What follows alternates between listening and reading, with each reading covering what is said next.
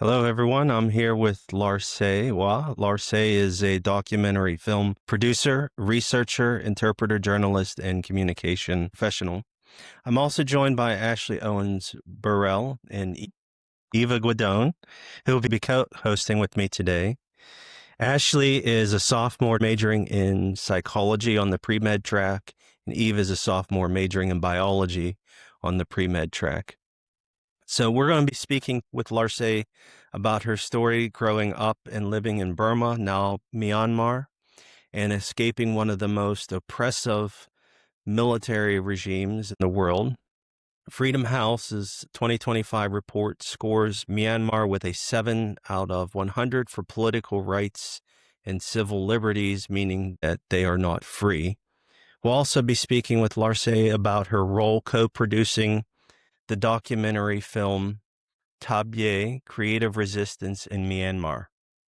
The film follows 4 artists who use creative expressions to fight for democracy in Burma. So thank you very much, Lar Say, for joining us today. How are you doing?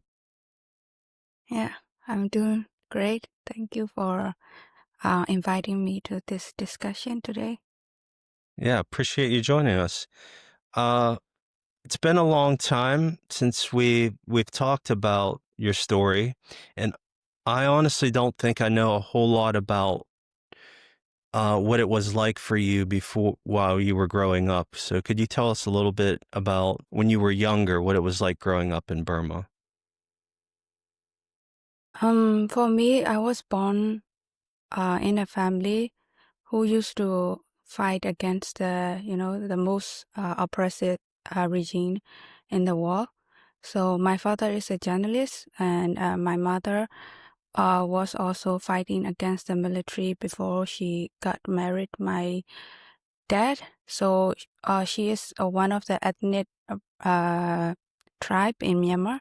So you may also aware that the ethnic people in Myanmar has been, fighting against the military regime for decades, and my mom is also one of them. And growing up in this kind of family, we have been always watched under the military. So you can imagine like how a person under the military regime being watched and also always live in fear and not always able to express your thoughts and your, everything to the public. So we have to live under this kind of situation throughout my childhood. So I grew up in Molamyang. It's a small countryside in Mon State in Myanmar. This kind of small town is also being, always oppressed and also being controlled by the military. And so I grew up in this kind of environment where I always have to keep my thoughts to myself, even though if I have some opinion about the military regime, we never dare to speak out, and this kind of environment. Yes, it's a little bit about that. And when I grow up a little older, so I learned more about the regime and the story of my parents who have been fighting against them and why they have been fighting so hard for this, And then I got exposed to democracy, freedom of speech, and things like that. And I also became involved in, not politically, but more critically, thinking about what is happening in Myanmar. So yeah, that is how I grew up, and I also choose the path to speak out, like my parents, and also revolt against the military regime, which is very brutal and oppressive to this, not only to the ethnic people but also the whole country. So I always wanted to change the way it is in Myanmar, and always eager to have democratic system and freedom. And also that's why I also have been trying to work on it by some works. For example, this kind of Thabyay film about Myanmar. So I was the film producer for this film, and we follow like the democratic leaders who use creative approaches to fight against the military regime. Hmm. Yeah, it's your story has really made an impression on me. We will talk about the film, but before we get to that part, I want to reflect a little bit on your story a bit. Where that you said there was you chose to speak out. You have your parents as role models. Do you remember was there a defining moment for you when you decided to speak out? Uh, what was the moment for you that was, I have to do something? Yes, throughout our life, we have been living in fear and never dare to, oppose the military regime because we always at the back of our mind, if we speak out, we will be jailed for sure. For some reason, they will just put you in the jail and lock you up for years. So, but the moment I got involved in fighting against the military regime was when I just passed the matriculation exam.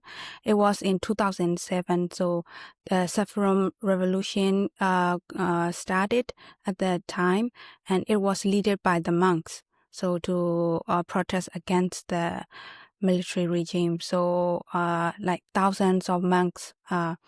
You may aware that Myanmar is a Buddhist country, so the majority people are Buddhist. So that revolution was led by the monks. So I started to join this protests on the streets and also voice out what we want. At that time, the military regime was still in power.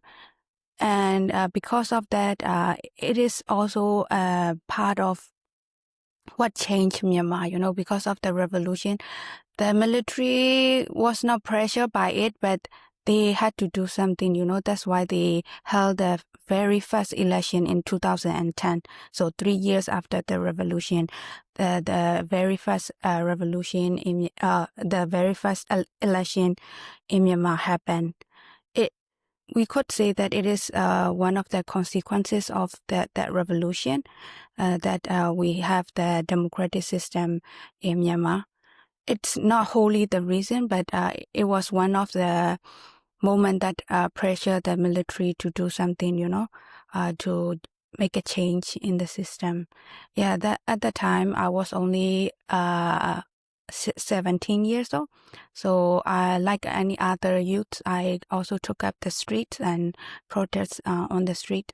At that time, it was also similar situation like this revolution, Spring Revolution, where they cracked down the protests brutally, and the protesters are unarmed, and they cracked down with forces, killed a lot of protesters, students, journalists on the street. So I was among them, and I also witnessed all of the brutality of the military regime. At that time, I just happened to record the incident and then report it to BBC, and it was aired on BBC Burmese version radio, and then that is how I got involved in this movement of democracy in Myanmar. That is a part of my story. Yes. What year did that happen that you got your story published with the BBC? Do you remember what year that? 2007. Okay, that was during the Saffron Revolution then. Yes. And, I actually followed that closely when that was happening. I think I was in graduate school at the time, and the protest had started, I think, in August with some students because of the petrol prices I can't remember now if they were tripled, quadrupled, but that was one of the triggering moments. And then I think by September or October, again, this has been many years, so I have to go and pen the facts down. And perhaps I can put something in the description that pens it down specifically. But by then, I remember all the monks had come out in the crackdown of the military regime. Did you feel, because there's pockets of violence in that, were you around any of the military violence during that protest and was Yes, witness to it? Was there any moment that you felt afraid for your life? of course. I was beaten at my back 3 times. At the time, they raided the protests, and then they fire against the protesters. I was lucky. I was hiding in one of the buildings, and then I just happened to have a MP3 player with me. At the time, I don't have phone. In 2007, it's extremely expensive to own a phone in Myanmar.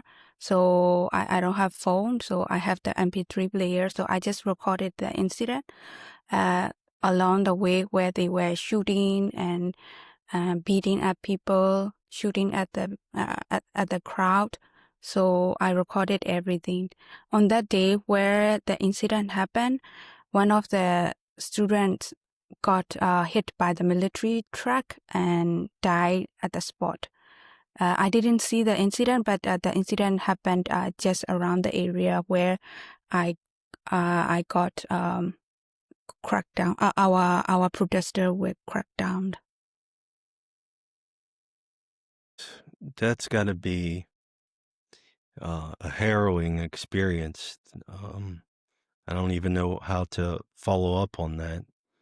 So I remember when I met you, it had been at least, I don't know what year precisely, but it would have been between 2011 and 2015 when I was at Bangkok University.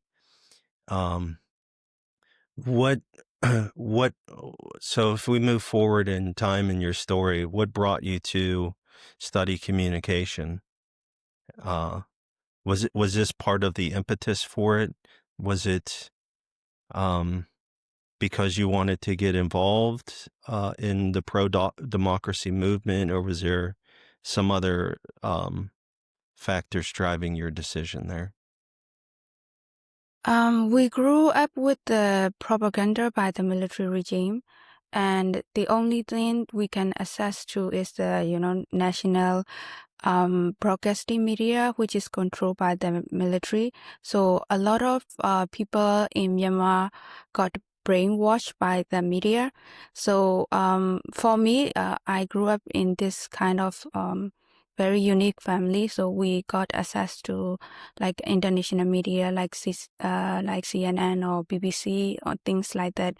So I always believe in the power of communication and changing the mindset of people. So, the ordinary people in Myanmar, they think what the military said are true, but actually they are not, and they are propaganda from the military regime, like they are doing something this good and that good and things like that for the country, but actually they don't see the scene behind the cutting where they were killing and burning down the villages of the ethnic people, bombing the innocent civilian in the ethnic area.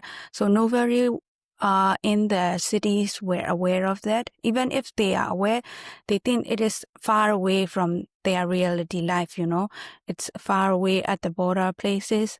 So that kind of human rights violations never shake them off because they have never experienced it and it is quite far away from them. But now, so that's why I would like to cover stories and make communication as a tool to fight against this military regime, so that people become aware of what what is really happening on the ground, and change the mindset of people. So that's why I decided to study communication at Bangkok University. Yeah, and you were quite good at it, as I remember too. Uh, I would like to talk to you a little bit about what has happened since and maybe get caught up with that. So, can you remind me when you graduated and maybe catch me up on the last 10 years or so? What has happened since? So while I was studying at Bangkok University, there has been some changes in my country as well. So in 2010, we had our very first election. And then obviously the military ruling party won the election. So starting from that point, it became like a civilian government. But as you may aware, most of the military officials were involved in the parliament and everything. So they control everything. Although we had our first election, and according to my observation, it was not that free and fair election, and not all the parties could run for the election as well at the time, especially the our very prominent civilian supported party called NLD, National League for Democracy Party, was not involved that much in that election. That's why the military ruling party won the election. So since then, since it is a civilian government, they had to change some of the things, and most of the communication company also invested in Myanmar. So the internet and phones got developed at the starting from that point. So while I was in Thailand, my country Burma started to change bit by bit, and then when I returned back, it was like a democratic country, but not fully yet. And there has been some development, but obviously it is like controlled by the military.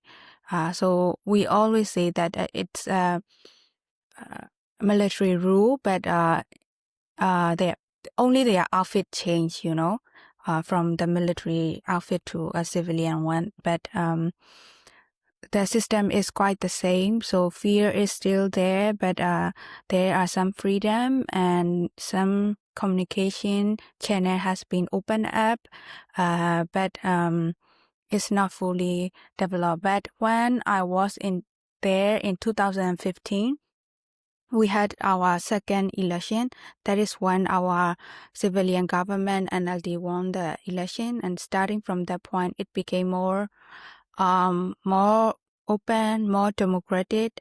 But the problem is that the military was trying to, still trying to um, take control and impose their power in everywhere, every sector of the government. So that is the tension between the civilian government and the military started, and it led to this military coup in 2021.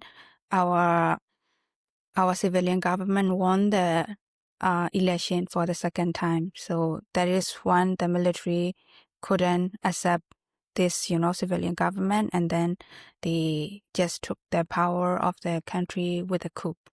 Yeah. Mm.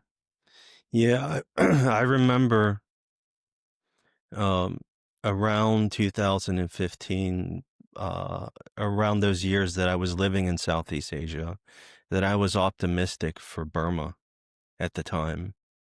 But I think that optimism has changed in recent times, which is unfortunate. Um, so in the course of that time, you've told me about in conversation over the last year a couple stories that I think have really just been impactful on me. And if you're comfortable sharing them, I'm wondering if you could tell the story about your dad. Do you feel comfortable telling that story? If not, if you don't, Yes. If you don't feel comfortable telling it, you don't have to. Just let me know. Just an overall, it's okay, I think. I'm not sure, but yeah, it's quite a difficult time for me, this time. Hmm. And how do you feel comfortable telling the story about your friend Shun, who was also a student of mine? When I heard that story, I was very sad. Um, how do you feel comfortable telling that story? I I don't know how do I say. I lost a friend in this revolution, and it's Hmm. heartbreaking. And yeah, it's it's very heartbreaking. I had to live through that, and yeah. Okay, I'll leave it at that. But yeah, uh, just for just to put a pin in it, I'll say, when you get involved this in the abstract, thinking about how oppressive military regimes are, people do lose their lives in these things, and it can be very difficult. So I think that will be a good segue for talking about the film that sort of looks at these things in more detail and follows four artists. So the film, again, the title of the film is Thabyay, Creative Resistance in Myanmar, and you've been screening this film and speaking about it.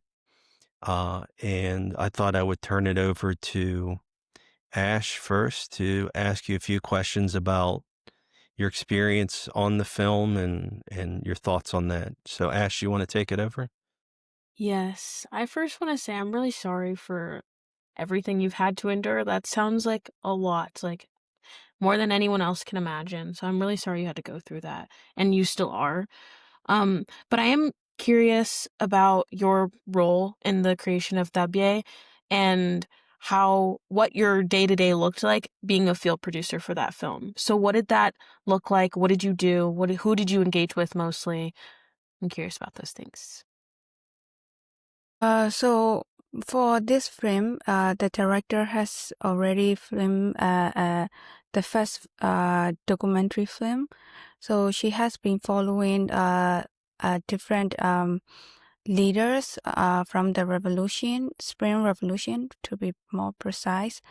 And when I was at the border, she had an idea that she will keep following up these leaders and make another film. So the first one is called Badao. It's also a kind of flower, and it represents the Spring Revolution, and it tells the story what was happening during the Spring Revolution itself, where people were going out on the street and protesting against the military. At the time they were unarmed. They were just on the streets, just striking against the military. But she wants to tell a story about what happened after, the hopes of a lot of thousands of youth has been crushed by the military. Because during the strikes and the protests, a lot of innocent people got killed. A lot of students got killed on the street. So for my role is that I have been supporting the director to develop the story, as well as to do all the interviews while we were on the ground. So some of the interviews were done at the border. So I assisted on this interview because I speak the language, and yeah, so I supported the director. And if there are some questions to develop, we discuss about it beforehand, we do the interviews, and we actually did the interview. And once she developed the story, 4 characters, and she also get my opinion on that, and I also give a lot of input on what I think would be important to put, and what because I am Burmese, so my perspective is a little bit different from the perspective of a foreigner, someone from outside of the country. So we have a lot of discussion on that as well. Yes.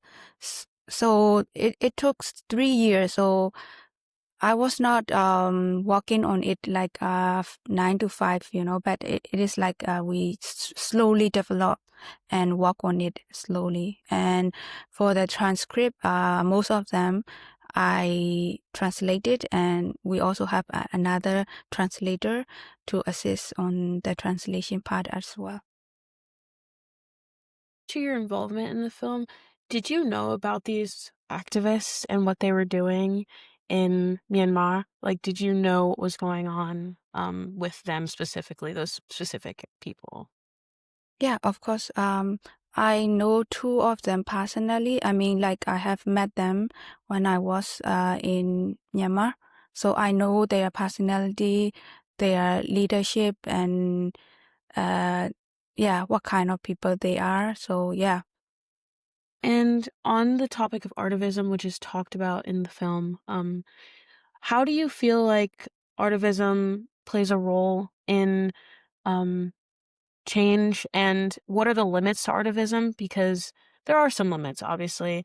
And even in the film, one of the activists, Song Manka, he talks about his struggle finding ways to change and wanting to move to a more nonviolent way of enacting that. But there is limits, and that's why people struggle with that violent and nonviolent pathway. So what do you think about that? Mm. So you mean the limits of soft power, or? Yes, limits of soft power and creative resistance. Yeah, of course. Yeah. One of our character, Mam Sangka, he had to go a lot of struggle with, from nonviolent to violent. But he is not the type of person who likes violence, as you can see his character, and he used to be a human rights advocate before. So yes, it's very difficult, This situation just turned upside down for a lot of lives in Myanmar. Like we had to do, we had to go through what we don't want to, and we have to transform into someone we don't want to. So most of the, revolution forces in the jungle, most of them are students, who are supposed to be in the class like you, like studying. They have their dream like to become an engineer, a doctor, or a poet, or just an artist, or something like that. But they had to take up these arms, the guns that take at the lives of people. They never want to do that, They don't want to kill. They don't want to use their fingers to pull the trigger to kill somebody, Even if they are enemy, they don't want to do it. But the situation just push them to do that. And I have seen a lot of people when I did. These are the main, character we had to do interview. But I have met a lot of PDF fighters and things like that. When they tell me their story, it was like they are falling apart, and their heart is breaking, because they don't want to do it. But for the future, for the next generation of our people, they are doing this. And some of them, they know that they might get killed, and they are still moving and fighting at the front line, although they know they might get killed today or tomorrow, Yeah, so it is very limited, but and also the power of soft power is limited. That's why a lot of people are involved in the armed revolution, but it doesn't mean that soft power doesn't have any role in this revolution. I mean, it have a lot of power to support this revolution from the background, especially when we don't have a lot of support from the international community. So we have to build up ourselves and fight on our own. So a lot of financial, support is needed, and this kind of soft power is very important in that role because it can raise a lot of fund. We need, ammunition and things like that to fight against a very powerful regime in the region. So yeah, and it is quite remarkable that these PDF fighters are taking up arms and fighting against and challenging one of the most powerful army in Southeast Asia. So it is quite remarkable. They started with zero, They didn't have anything. They were training in the jungle with bamboo guns, and now they build up themselves. So in this kind of situation, soft power also play a very big role because they raise fund and they build up on their own and fight against this powerful regime. Yeah, I think soft power has a big role in this, in fostering a community in a time where there's not a lot to be really happy about. You're in constant fear of what's going on. So there is definitely power in that, and bringing people together. Um, I I think I agree also with the path of kind of leaning towards violence. It is hard because you are getting attacked, like physically, like brutally attacked, and you can't really just sit there and take that. That you have to protect yourself, and I do commend those people for being able to um, go into such scary situations, being so young too, um, and from different areas, and being able to protect people.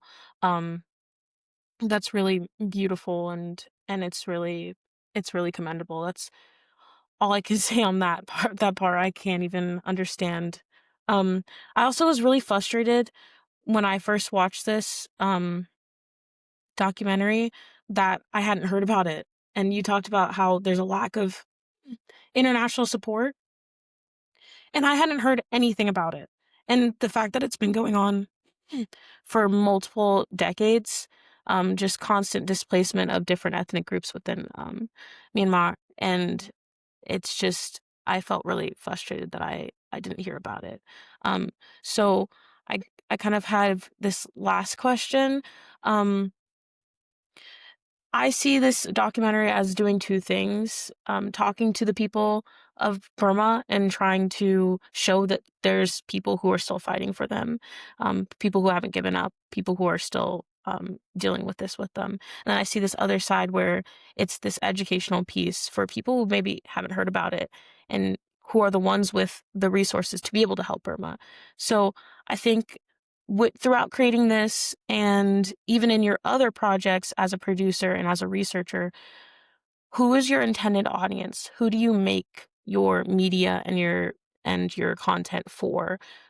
What do you what is your aim? Who do you want to reach out to, and what do you want them to do?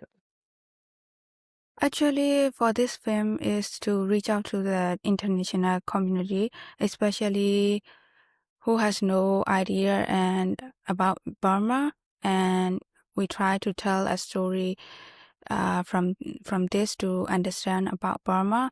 But after we produce and screen it in different places, we have found something that we didn't expect. For example, like we screened it in several venues in Thailand and also in a few places in US as well.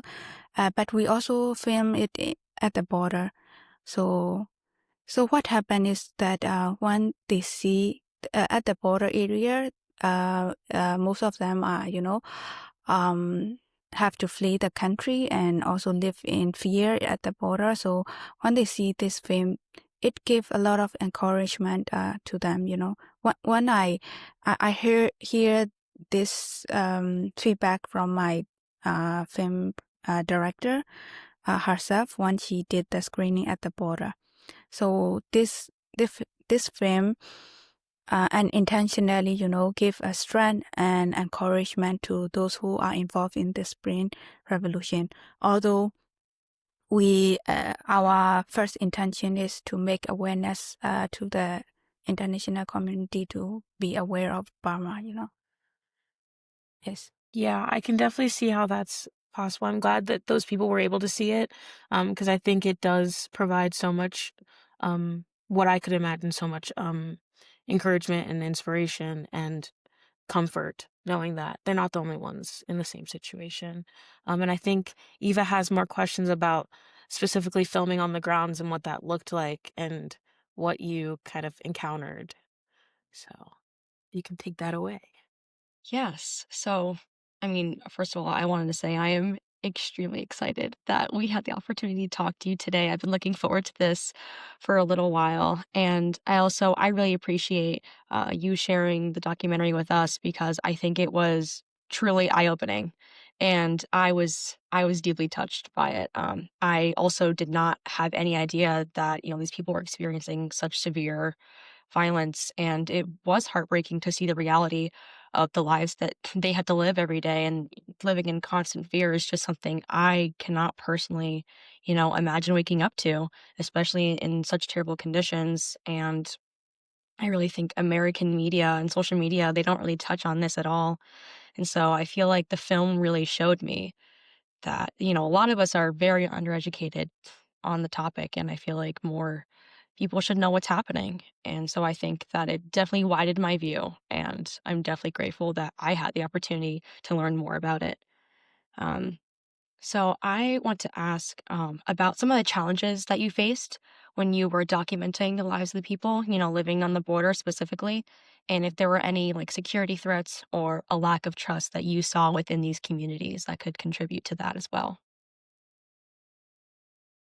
So there were a lot of challenges, especially for me, because I am on the on Thailand side and also undocumented, and I don't have any documentation. And at that time, it was the most difficult time of my life because I cannot travel, I cannot freely commute from one place to another. So I was also constantly living in fear, living at the border. So yeah, there were a lot of challenges, especially when we do the interview. Some of the interview I cannot go, and I only can assist remotely. And these are the most difficult challenges that I face. And apart from that, from the trust of the revolutionary forces, they don't trust outsider, and also insider, we have fear that I might be the spy or I might be, they don't know about me, but if I introduce about my dad, so I can get some, trust, and also they got more comfortable with it because my father is a well-known journalist and also who has been jailed by the military. So that is how I gained trust from them. And yeah, at that point they became more comfortable with it. And also with the film director, she has been working on Myanmar for decades, and she has already produced a lot of story, a lot of a few story about Burma before. So they also became trustworthy with her. Yeah, that's how we try to engage with our characters, and it's over the years, you have to build trust with them.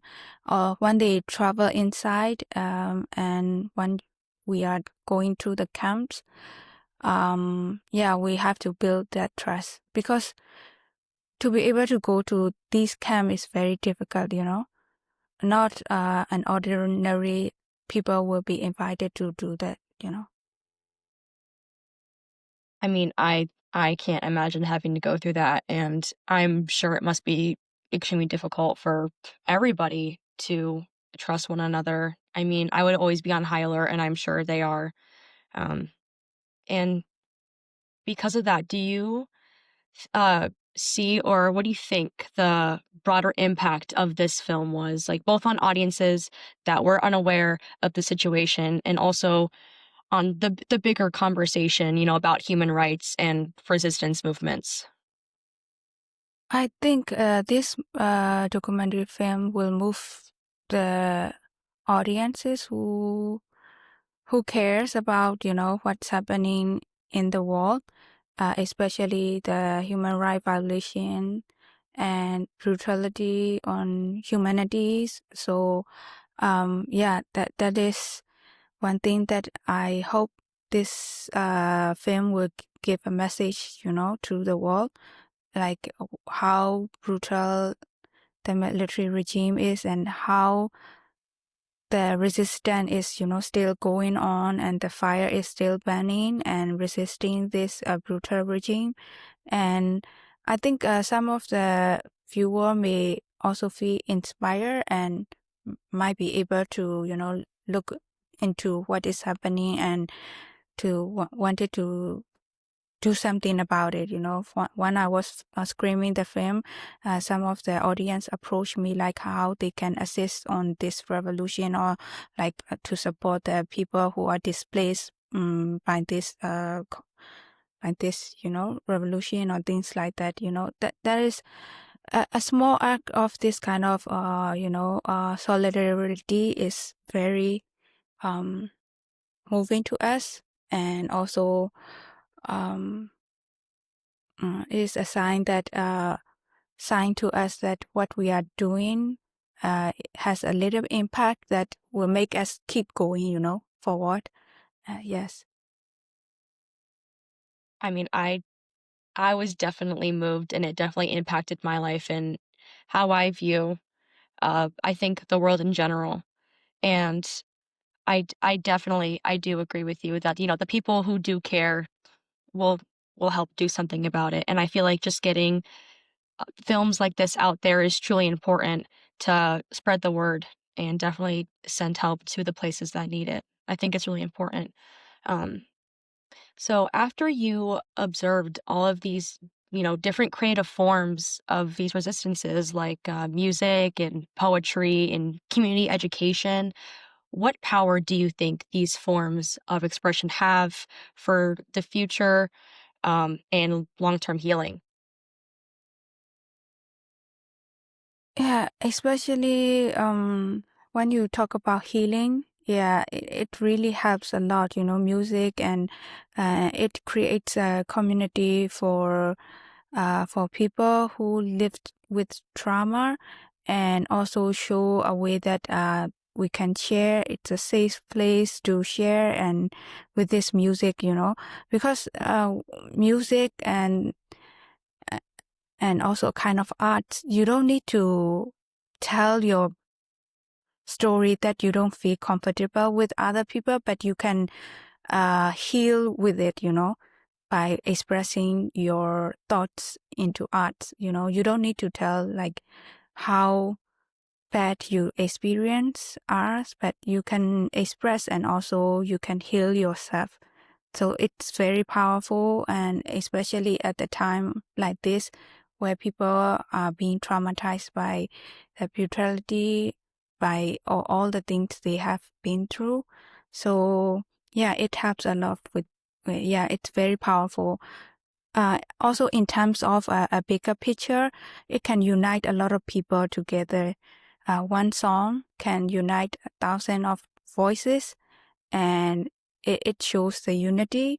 So, and also it can mobilize more people to join this revolution, and it keeps the momentum by creating art and by creating music, because some people in Myanmar, they are struggling under the military regime. Because of that, our economy also went down, and everything became, we were moving backward in every sector, economic, social, everything.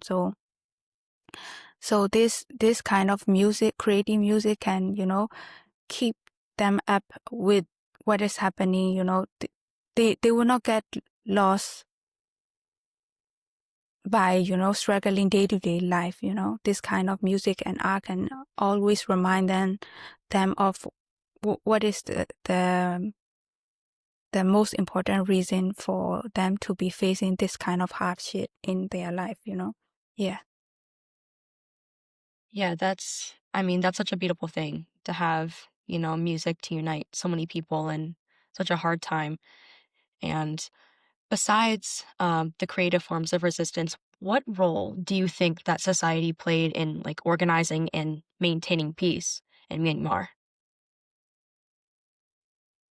We have a lot of issue in Myanmar, not only this kind of thing, even when we have the civilian government in power, democratic system, we still have had a lot of issue with the ethnic people.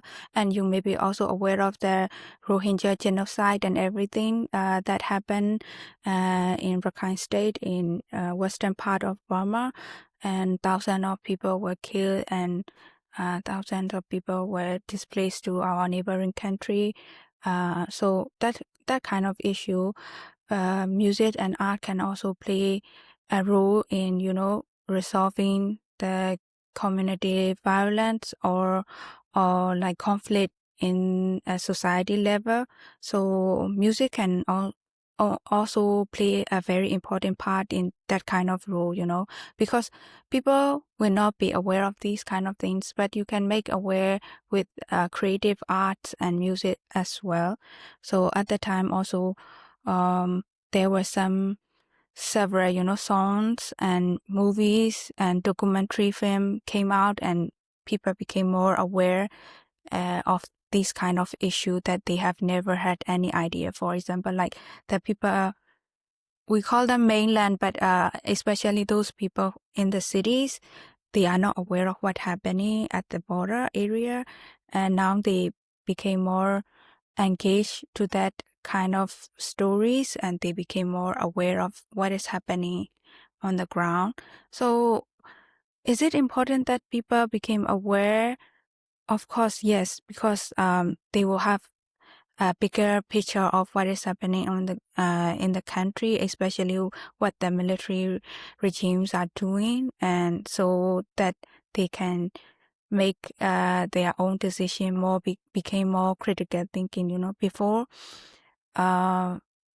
they were just like, it's none of our business, and we are trying to survive, to live for today and tomorrow. We are just trying to earn the money we need to feed the family. That's all. But everything is interrelated. This kind of hardship, why does it happen? It's because of the system. They became more aware of it, and they try to be more involved in politics and trying to become to involve in, voting for the party they want and things like that. Yeah. I mean, wow. I feel like I've learned so much just by what you said and answering everyone's questions. Thank you so much. And I think we're going to turn it over to Dr. Pinkerton for a few wrap-up questions. Thank you. So thank you, Lar Say, for joining us. I think your story is just amazing.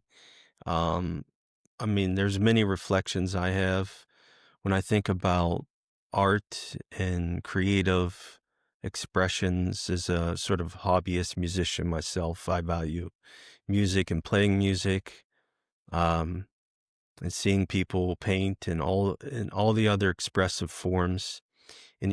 And while you didn't talk about it in the film, comedy and stand-up comedy and the location of art and comedy in a place where you want to see social change is so incredibly important.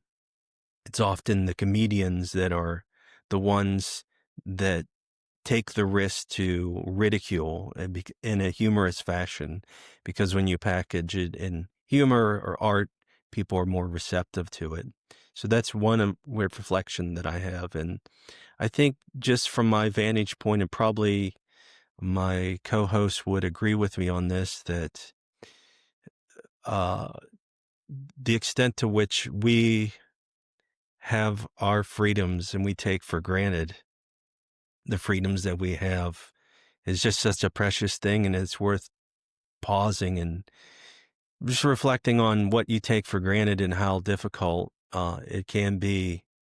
You know, I remain, I hope, and as I was before, optimistic for Burma, and I hope things will change. You're in a dark time right now, and it's going to require, I think, as I said, art and creative expression are important, but it's going to take long-term structural changes in the country to really see the political changes necessary to foster political rights and civil liberties in the country.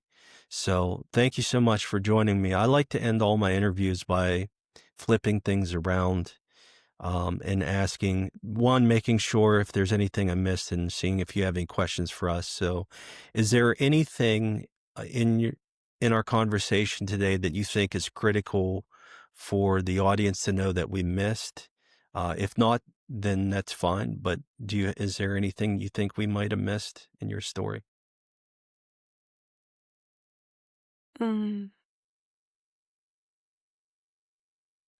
Yeah, like Professor already mentioned, some people take granted for what they have, and I would like to, yeah, emphasize on that, because a lot of people became more neglected what is happening around the world, and living with their own comfort zone. So please, sometime I would like them to open up their eyes and look around what's happening around, not around them, around the world, what is happening around the world. Yeah. And things are different now. And yeah, living in comfort zone is good for a lot of people, but it's pushing the system into the direction that we don't want. As many people are aware, it's happening around the world, not only in my country, not only in my region. It's happening in Europe and anywhere else. So I just want to emphasize on that. Yeah, thank you so much. Yeah, I have one more appreciate that. question. Yeah, go ahead. I'm so um, I was hoping you could share ways in which people obviously not in Burma, could like help or engage with what's going on. Just different ways that you know of. Yeah, I mean, like most of the revolutionists in Myanmar are, young people like you, and it would be really amazing if you could show some solidarity with them. Like maybe if you are good with technology, sharing with them like some of the things that they might be interested. And if you are a nurse or a doctor, if you share something valuable with them, that would be also great, because some of them, they had to flee their homes and they also had to stop studying. So some of them, while they are in the jungle, they might want to continue their studies. And it's been like 4 or 5 years, so a generation has lost their education. So there might be some way maybe you can help with their education, with what if it is your major is something that you want to share, then I think you can communicate with them and make a change on that as well. Yeah. Thank And you so much. I think, Lar Say, I can get some resources from you after our call and put something in the description of the video so more people can find you, or where you think we would like to direct them. I'll be happy to put that more information in the description of the video. And I think I'll ask my last question. Do you have any questions for any of us? Question. Uh, yes. Is there any relevant you see that you would like to, involve in something about Burma personally, or well, after watching this movie or meeting with me? I mean, like, I can connect you with different people, if you would like. I'm more than happy to. It doesn't have to be to the armed revolution, there are some organizations that try to heal the trauma types people, or there are also people who are helping with the displaced people, something like that, Eva? Ash? I wasn't sure if Ash was going to say I something was, first. but you can go first. I had a feeling. I would love to connect to people and to be a part of something, and not just for this specifically, but for the greater good of situations that are similar to this. But I think focusing on what is happening in Burma is extremely crucial. And especially that this has been happening for such a prolonged period of time. I would most certainly love to help contribute to something and just make life a little bit easier than what it is right now. I 100% agree. I was when you said, like, even reaching out to people and sharing, like, the education that maybe I've gotten, even if it's maybe not official, but it's some new information that could help them help youth in Burma further their education. I was like, yes, I would love to do that. I would 100% do that. Um, I engage with arts all the time. Like, I've been dancing for 10 years, so I love teaching dance and everything. So if I ever have the opportunity to engage with the Burmese community and even other, like, ethnic groups in Myanmar, I would love to do that, actually. Yeah. So any information and resources you can direct us to would be greatly appreciated, because we would be more than willing to help in any way that we can, however small it is. All right, and with that, we'll go ahead and wrap up. I appreciate you joining us, Lar Say. I thank my co-host Eva and Ash today as well. For those listening, again, I'll put some more information in the description about our conversation here. And thank you for joining us today.